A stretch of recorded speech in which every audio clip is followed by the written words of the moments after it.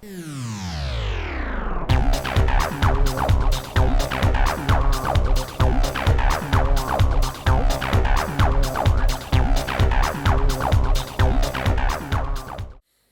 guys, how's it going? Stoud Man coming back at you once again, and today I'm going to talk to you about the Blade series.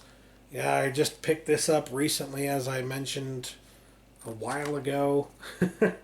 I think it was last month I picked this up in order to watch it for Halloween, and sure enough, here it is, just before Halloween, and I have watched all three of these movies, this one for the first time ever, and just had a blast watching through all these. And this time around I actually picked up on something that I had not picked up on before, and that is the fact that all these movies in some way, shape, or form are referencing blaxploitation films, if you really think about it, because the main character of Blade very much feels like the character of Shaft, almost.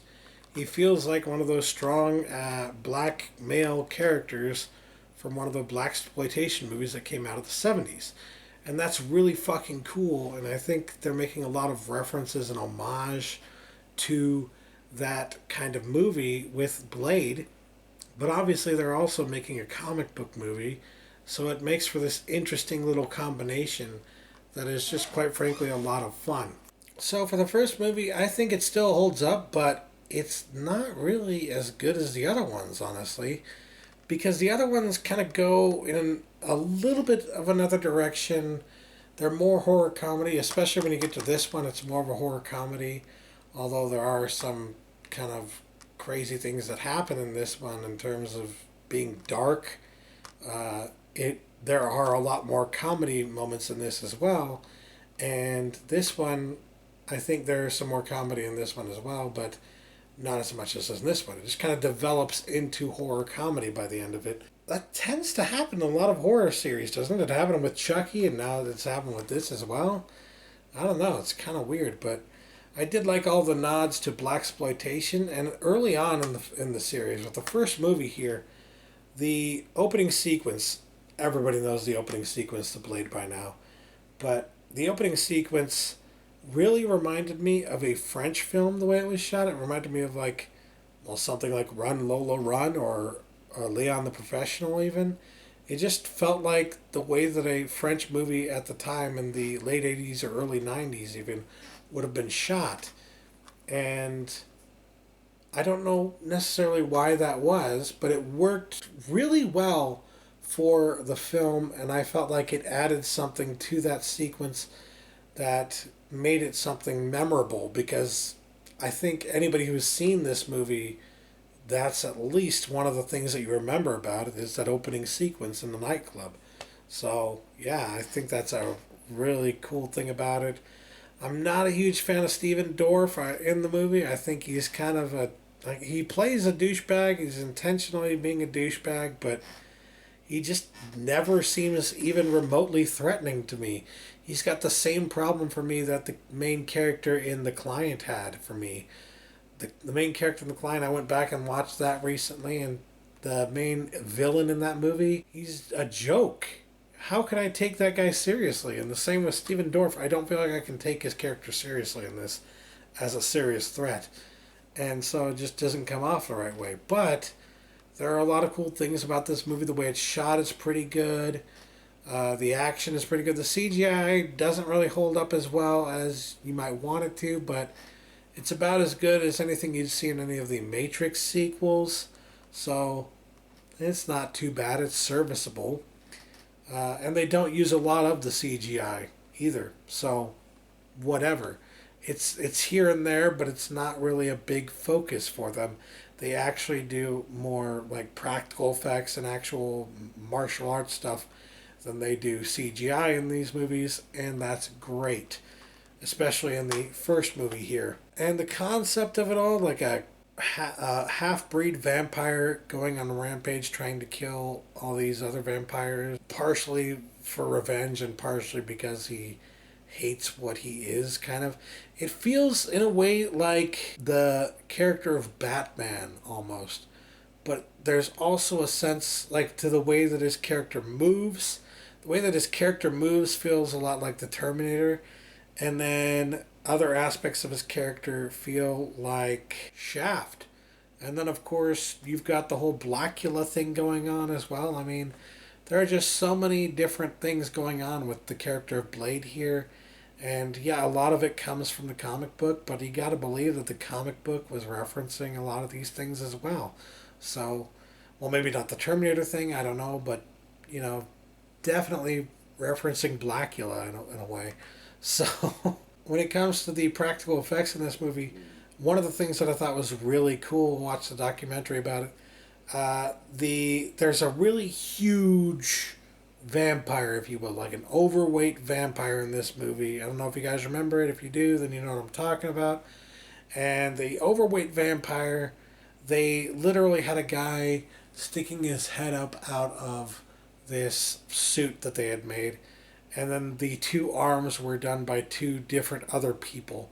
So it was almost like a puppet of sorts, but it was just this huge fat bodysuit puppet thing that was made up of mostly silicone. And they used so much silicone making this particular body that they spent like $7,000 on silicone just to make that fucking suit. And that shows you the lengths that they went to just for that one scene in this movie.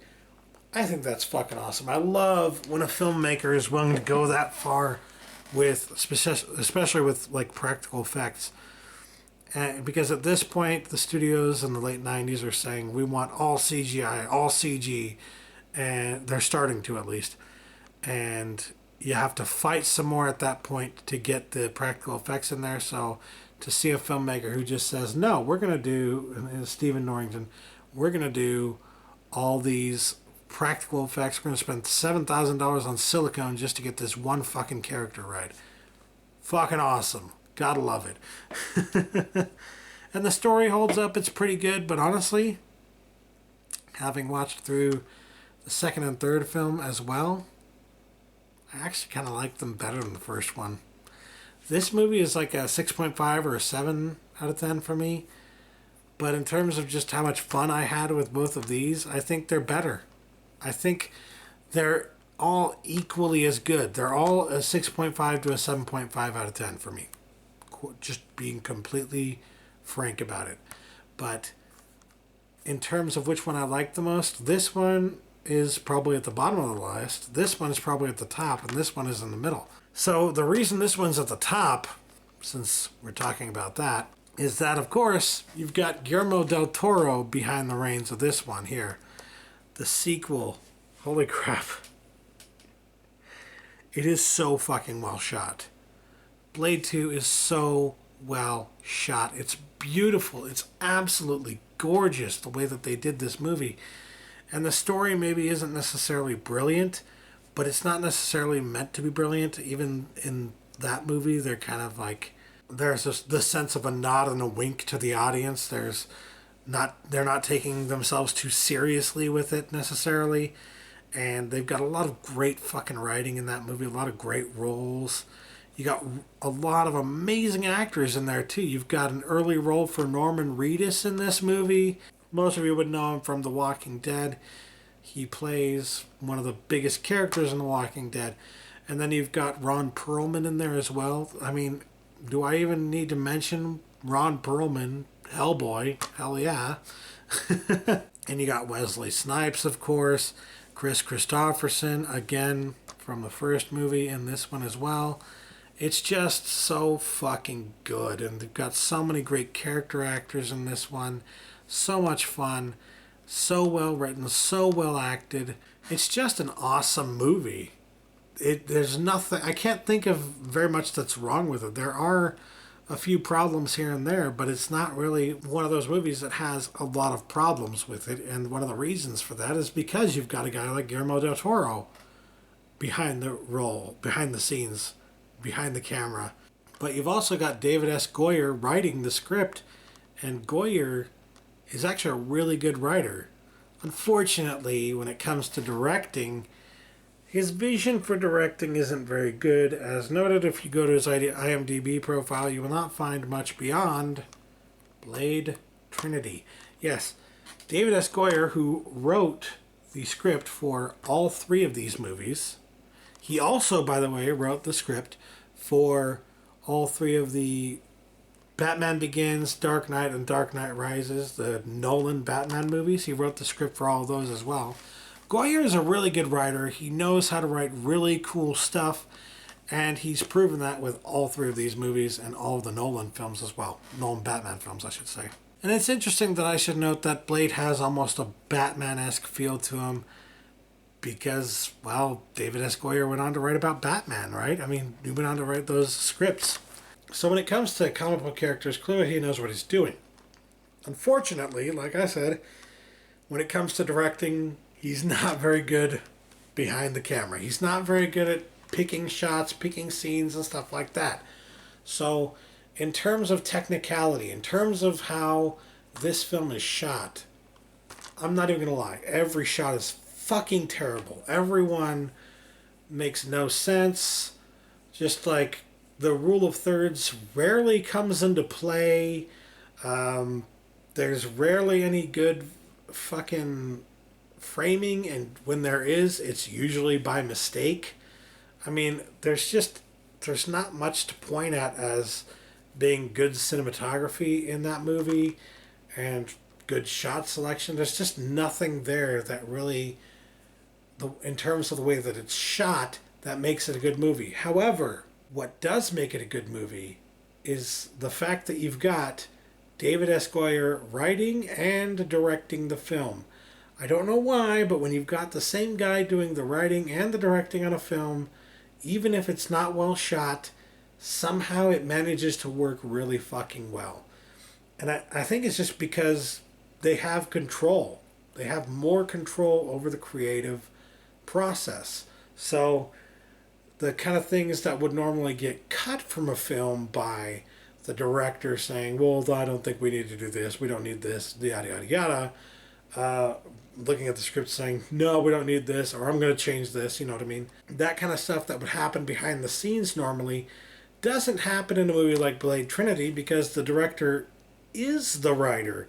The writer is the director. So he can keep in all of the scenes that he wants to keep in and take out all the scenes that he legitimately feels just aren't going to work. So it keeps his original vision pretty much dead on. And that vision is just fucking brilliant. It's hilarious. There are so many wonderful written lines in this that it's like you can tell. So many lines. David S. Goyer must have had so many great lines that got scratched from Blade and Blade 2. And finally in Blade Trinity he got his chance to leave everything in there and show off what a great writer he actually is. And the writing in this movie is so fucking fantastic. It's hilarious at times, and other times just fucking, yeah, kind of good stuff.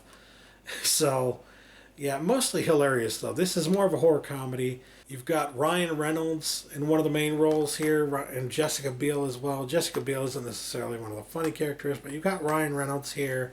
And in terms of, like, funny roles that Ryan Reynolds did in comic book movies before Deadpool, this is probably his funniest. There are so many moments in this movie that he had me laughing out loud because of how hilarious his character is. He acts almost like Deadpool in that movie. He acts almost like Deadpool in Blade Trinity. And it's so fucking hilarious. You can almost see like the beginnings of where he got maybe some of the inspiration to do Deadpool in this movie. So if you want to see that and you haven't seen Blade Trinity, you want to see where he got some of the ideas for his character in Deadpool, I highly recommend checking out Blade Trinity, if only for that. Just a lot of hilarious scenes with him in this particular character, in this particular role. Jessica Biel doesn't necessarily do a bad job. She does a pretty damn good job, in fact, but, you know, nothing necessarily great and nothing necessarily that stands out. And nothing that's necessarily funny either. But you've also got Patton Oswalt, and you've got, I can't remember her name, but the actor who plays Nikki Nichols in Orange is the New Black is also in this movie. I love Nikki in Orange is the New Black, and I love that actress. She's such a good actress, so amazing. I love her so much. I love all of her work. I need to see more of it. I had no idea she was even in this. And she just, it was a minor role, but it was a really fucking good job. So, yeah, I highly recommend checking it out for that as well. She's great, and so is Norman Reedus in this. So, yeah, a lot of great character actors in both of these movies. A lot of great moments from them that just sell the movie, that make it so much better. In this one, the direction is fantastic, the cinematography is fantastic, and the acting is just over the top awesome. So it makes it probably the best movie out of all of them. But in this one, the cinematography sucks, the direction is kind of shitty, not very good, but the writing is excellent. The writer, David S. Goyer, finally has the opportunity to really show his stuff when it comes to his writing and to let everything out and keep everything in the movie. And that makes it so much more interesting and so much better in a lot of ways, even though the direction and the cinematography and the camera work was not very good. And then you add on top of that excellent acting from all the people involved in this film, and you've got something that's genuinely fun to watch. I won't say that in terms of filmmaking excellence, that it is excellent. I won't say that it's a good film in terms of the way that it's shot or the way that it's made. But the mere fact that you were able to get the writer to direct the film made it more true to his vision than it would have otherwise been. So there was something to it that made it a lot more fun to watch because of that. And I think it worked better because of that. So, yeah. Even though technically not a brilliant movie, still a lot of fun to watch, and I can see myself watching it quite a bit in the future. I highly recommend watching some of the special features on this one as well, because there's actually a featurette where David S. Goyer is interviewing himself. He does almost like a Siskel and Ebert sketch where he is interviewing he as the director is interviewing the writer, which is also him.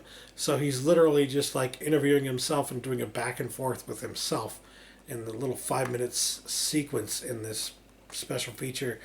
It's fucking hilarious. You need to see it. Had a lot of fun with these. Gotta love where they're going with these vampire movies, and quite frankly, after watching these and seeing all the references to blaxploitation, I loved all the references to blaxploitation in these, and they did a lot of them.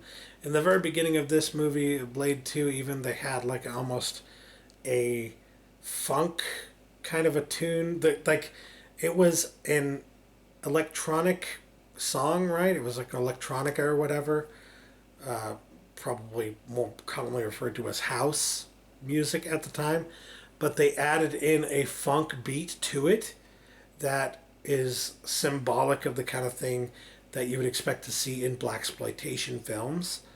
So yeah, I mean, all throughout all these movies are all these little nods and references to blaxploitation. I think in the third one you get like these title cards that are complete references to blaxploitation. Really cool stuff.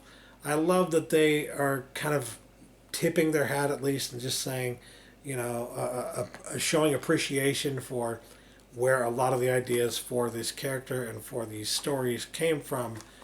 And yeah, I love it because it's kind of like the continuation of that kind of an art form.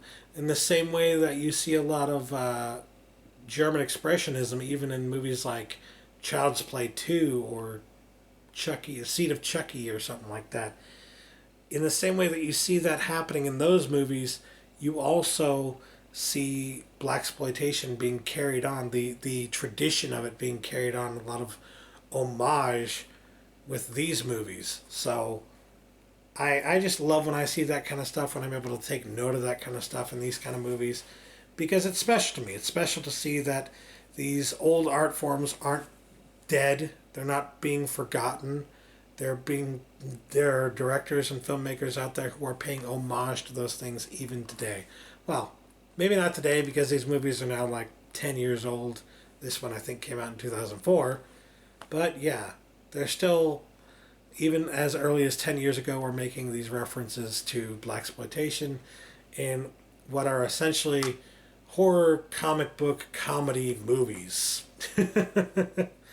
And really, these are some of the best early 90s comic book movies that came out of that era, you know what I mean? They had stuff like The Crow, which was really good, and then they had this, Blade, which was really good. And it was largely thanks to movies like Blade that we got things like Spider-Man, which then evolved into even more good, awesome comic book movies that we've seen since then. So if you want to talk about something being about this being the genesis of something, I think you could consider Blade the genesis in a lot of ways of some of the tropes that we see in comic book movies, even though it's more of horror comedy in a lot of ways. So yeah, I guess that's really all I have to say about this trilogy of movies. A fine trilogy of movies. I'm glad that I picked it up because they're all a lot of fun, even if some of them aren't necessarily good. They're still a lot of fun, hilarious, fun movies to watch. And these are just fun to watch in terms of being action horror movies. So, yeah. That, I guess, will do it for me today. Thanks for watching, guys. Catch you later. Peace.